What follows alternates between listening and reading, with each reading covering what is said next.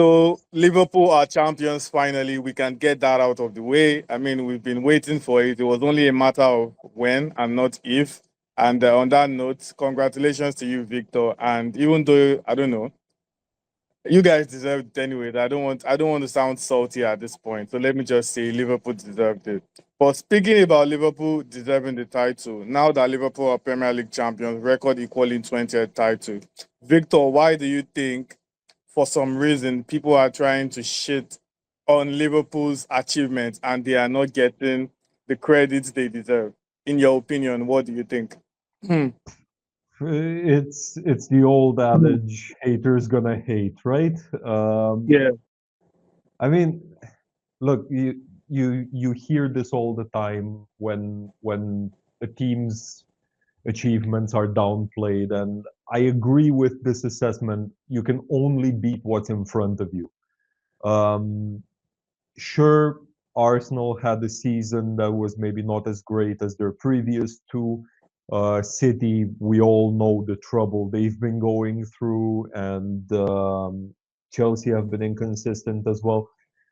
But you cannot blame Liverpool for the faults of other teams. Liverpool, for their part, they've shown incredible consistency. After losing to Forest early on in the season, they went on a run of 24 unbeaten games in all competitions. That doesn't just happen. That is hard work there, and sure, some people might point to the fact that, oh, Liverpool haven't had any injuries. False again. Liverpool have had injuries. It's just Arne Slot is not as much the complaining type as Jurgen Klopp was. So the fact that he didn't moan and bitch about it in press conferences doesn't mean Liverpool have had no injuries. I think Liverpool have done an amazing job staying consistent, staying focused on the task at hand, and they definitely deserve this title. Yeah, still with you, Victor. I think what was pretty impressive about Liverpool's title win is the fact that compared to the other so-called top six sides, Liverpool did not spend near as much. Compared, I Yeah, think Chiesa was the only major, was the only major purchase that Liverpool made in the summer, and yeah, the even only that, senior addition. yeah, the only senior addition, and even at that, Chiesa didn't do. He barely did much, for Liverpool at all.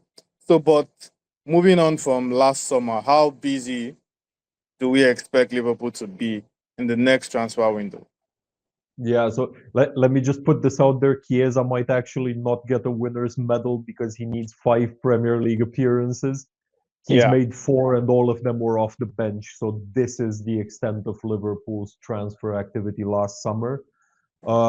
This summer, there's Mamardashvili coming in. We know that they acquired him last summer and loaned him straight back to Valencia.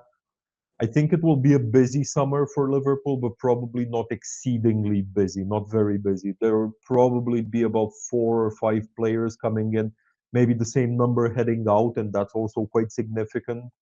In terms of incoming, left back, striker, probably right back, and maybe center back and defensive midfielder as well. So that's just off the top of my head, 5 areas that would need strengthening. But I did mention I just shot a short video for our channel saying that I don't think Liverpool will be winning the title next season, and that's not me being dramatic. That's me being realistic. This title shouldn't have happened either. Next season it will be a little bit tougher because you have more people coming in who need to adapt to the coach's style of play, and I think they'll have a proper problem keeping up pace. However, I do expect quite a bit of movement this summer. Fair enough. Fair enough. And away from Liverpool now, and let's go down to the next interesting thing in the Premier League. More or less the only interesting thing since relegation is more or less sorted. The only thing to look forward to is the top five race. And at this point, aside Liverpool and of course probably maybe Arsenal, who look like they should hang on to their second place, probably. the top five race is still not yet certain. It looks like anything can still happen. So, Max, do you think this top five race is going to go down to the last day? Mm, Actually, I don't really think so, because we can all agree that Newcastle and Man City are probably going through, and if Nottingham Forest, they have a game in hand. So if they win against Brentford at home, they also have 63 points. So it might probably end up for Chelsea being pretty bad. I don't think Aston Villa can come back because they lost their last game. They're at 57 now, and Chelsea play against Liverpool next game. So if they don't win against Liverpool, most likely it's finished with Newcastle, Man City, and Nottingham Forest. Okay, that's a bold assessment. In my opinion, I think we're going to see lots of twists and shocks, and I probably Yeah, think it's going down to the last day. In my opinion, I think it's going down to the last day. But I mean, we'll just have to wait and see how everything unfolds. And yeah, especially with Chelsea and Forest playing against each other. exactly, playing against each other. And Chelsea still have Liverpool. Although Liverpool might be less relaxed since they've won the title, but you never know. Liverpool are Yeah. quite stubborn as well, too. So we just have to wait and see. So over to you, Victor. City are suddenly picking form at the right time. Of course, it's not going to win them the league, but it could be good enough to see them end their worst season in recent time with a title. They got to their third consecutive FA Cup final. Are they favorites at this point against Palace? Yeah, absolutely. And I think I'm so certain that they're favorites because of the quality of the opposition. With absolutely no offense to Crystal Palace and Oliver Glasner, they're definitely punching above their weight in the competition this season. But if we look at head-to-head record, Palace have only managed one win against City in the last 10 direct meetings. It was a 2-0 at the Etihad in October 2021. That's almost almost 4 years ago, 3.5 years ago. City are by far the better team. I don't think anyone believes any different. And I'm expecting personally a pretty routine win for City, actually. I know probably all three of us hope for something different, but I think it will be City and it will be not necessarily an absolute walk in the park, but not a difficult game either. Yeah, fair enough. Fair enough. And Max, over to you. It's only poetic that you are the one to answer this question, since it sort of revolves around your team. So the question is, how bad would it be if either of Tottenham or United fail to win the Europa League, especially when you consider the current positions of both sides in the league? So imagine one of these sides, or even both sides, do not win the Europa League. How bad would it be moving into next season? No form of European football, nothing going on. How do you think that bad would be? So actually, I was thinking about it a lot, and I'd say for Tottenham it might be even a plus not winning Europa League, because if they win it, they probably can save Postecoglou as the coach, and it may happen pretty bad next season for them. But for United, it would be a mess to finish this low, not winning any title, bringing this good coach, at least from his former team. He was pretty inconsistent with Sporting, so it probably will affect them a lot as a club. So if you're choosing between these two teams, it will affect Man United 100% more. Mm, fair enough. And just on a final note from round 34's, best talking points. Question is, how did Aston Villa crumble, Victor, in the space of 2 weeks? I mean, they were in the Champions League, they were in the FA Cup semi-final, they were fourth in the Premier League. They looked good, and now they are somewhere in seventh. They are out of the Champions League. They lost to Palace shockingly in the FA Cup, and things are not looking good all of a sudden, all in the space of 2 to 3 weeks. How do you think that happened? Yeah, I mean, okay, let's look at facts a little bit. It seems absolutely dreadful, right?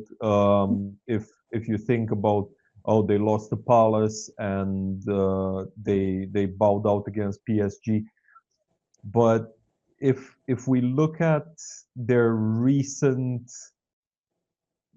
games, they actually so they have only three losses since the end of February. Yeah. Um, and they're still only three. They're in seventh place, sure, but they're only 3 points behind fifth, which takes them to the Champions League. The the reason this looks so bad is because these three losses in the space of the last 3 months came in three different competitions, Yeah. meaning that they've been knocked out of the UCL, they've been knocked out of the FA Cup, and the other loss was against a fellow top five contender. It was Manchester City, right? So I think, yes, it does look like doom and gloom, sure. But if you look at it big picture, I still think they have it in them to make the top five. Um, they still have four fixtures in the Premier League, and that's Fulham at home, Bournemouth away in their next two games, with both those sides still pushing for Europe, so that won't be easy. But then they play Spurs and Manchester United in the last two match days, with at least one of them having one eye on the Europa League final, probably. I don't Yeah. think any of these four games are actually unwinnable for Villa. I think they have it in them to win all four and make the Champions League, to be honest. Fair enough. I also think so, but so we just like I said, we just have to wait and see how everything goes. On the final note, once again, congratulations to Liverpool. I like how Victor said it. They are not doing it next season. I don't think they will, but enjoy this one. Enjoy the Premier League, and we'll see if we'll be here to do the same when Arsenal win the Champions League this season as well, of course. Or So United, for Europa now, League. Liverpool are champions. Yeah, Europa League. Okay, we'll see. So yeah, Liverpool are champions. Enjoy it. Enjoy the 20th. And yeah, just a final question, actually, Victor. Now there's a debate going on. Now that Liverpool have equaled United 2020, people are asking which club is the biggest club in England, and people are saying, "Oh, Liverpool are the most successful, but United are the biggest." What do you think about that? But other fans are saying, "Oh, Liverpool have more trophies in total, so United can't be bigger than them in any way." Yeah, there is absolutely no way to answer this completely objectively, at least not for myself as a Liverpool fan, and I'm sure Max feels the same way as a United fan. There's no way to answer this without like giving away the shop, so to speak. Um, I think both of them are absolutely huge sides in terms of following, in terms of trophy cabinet, or if you want to look at revenue or how attractive they are to prospective signings and transfers that they can make. They're both unbelievably big sides. But yeah, I think at the end of the day, if you look at the trophy cabinet, you have to give the nod to Liverpool. Fair enough. I think it's Liverpool in my opinion. But anyways, I mean they beat you on the domestic front in terms of trophies. They beat you on the continental front in terms of trophies. I don't know. To me, it's I Liverpool, can see but Max disagreeing, but that's understandable. yeah.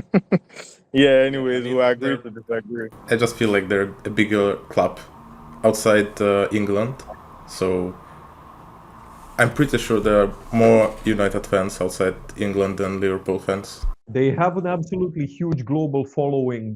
They are at the top of the standings when it comes to the English club and have English clubs, and they have been there for probably the last 2 decades, if I'm not mistaken. But I don't think it boils down to that. Yeah, exactly, exactly. So, anyways, we'll just have to agree to disagree, and yeah, we'll be sure to give all the best talking points, all the best bits in our next Premier League discussion video.